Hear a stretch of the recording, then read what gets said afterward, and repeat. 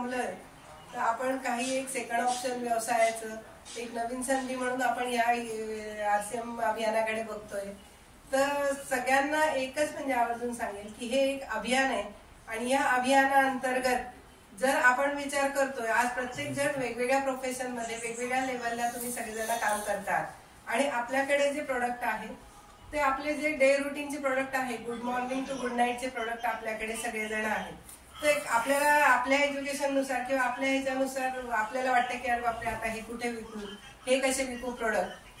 तर एकच ह्या मागे एकच हे लक्षात ठेवा की ज्यावेळी हे प्रोडक्ट तुम्ही कोणासमोर घेऊन जाणार किंवा कोणाला दाखवणार तर तुम्ही सेल्समन म्हणून नाही जाणार, काही प्रोडक्ट सेलिंगला नाही जाणार. सगळ्यात महत्वाचं पहिलं हे, तुम्ही कोणाला तरी काहीतरी द्यायला जाणार आहे.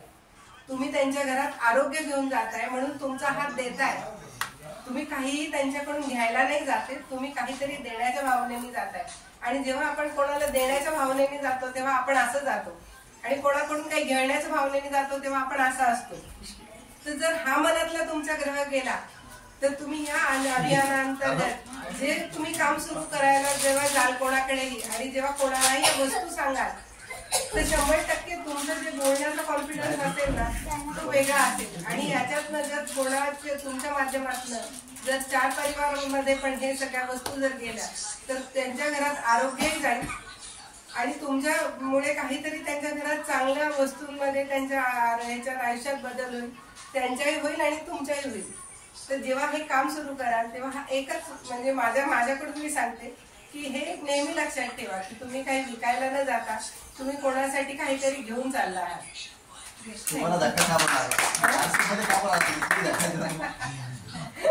RCM मध्ये धक्का देणारे तुम्हीच.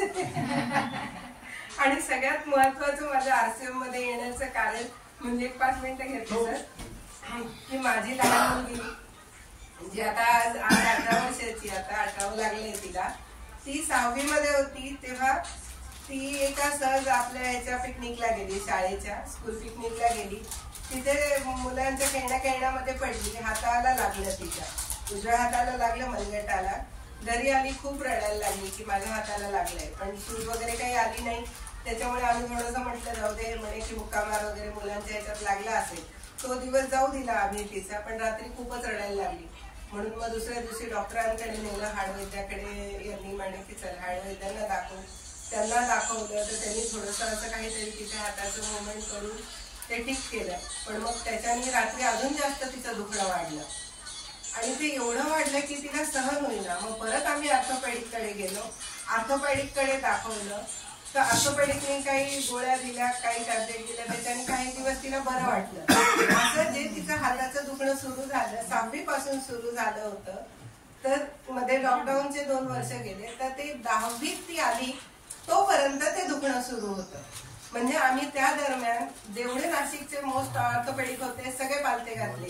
हाडवैद्य म्हणू नका, होमिओपॅथी म्हणू नका, आयुर्वेदिक म्हणू नका, सगळ्यांकडे दाखवलं. बेस्ट हँड सर्जन जे आपले आहेत कुठले सोपान हॉस्पिटल मधले त्यांना सुद्धा दाखवलं. पण कुठल्याच ह्यानी ती म्हणजे जवळजवळ 4 वर्ष तिच्या हाताला बेल्ट होता आणि तिचा हात याच पोझिशन मध्ये होता. तिचं मनगट सुद्धा बारीक होऊन गेलं दुसऱ्या मनगटापेक्षा. एवढा तिला त्रास होता आणि कंटिन्यू दुखायचं, पण कारण कोणत्याही डॉक्टरला कळलं नाही. शेवटी सर असंच आमचं फ्रेंडली रिलेशन सर एकदा आले आमच्याकडे, तर मी सरांना सांगितलं आणि 10वीत आम्ही तिचं म्हणजे एक्झाम पिरियड येणार मार्च मध्ये, म्हणून डिसेंबर मध्ये एका डॉक्टरांनी सांगितलं तिचं ऑपरेशन सुद्धा केलं. गँग्लिओसिसची गाठ आहे म्हणे, MRI केल्यावर ते म्हणे की ती गाठ काढावी लागेल. मग ते आम्ही 25 ते 30 हजार खर्च करून तिचं ऑपरेशन नाही केलं. 1 महिन्याभर तरी तिचा हात दुखतच होता. मग डॉक्टरांना विचारलं की आता का बरं दुखतोय, आता तर ऑपरेशनही झालं. डॉक्टर म्हणे की नाही म्हणे आता मला याच्यानंतर तर काही माहिती नाही म्हणे, जेवढं माहिती होतं केलं, आता तुम्ही दुसऱ्या डॉक्टरकडे घेऊन द्या तिला.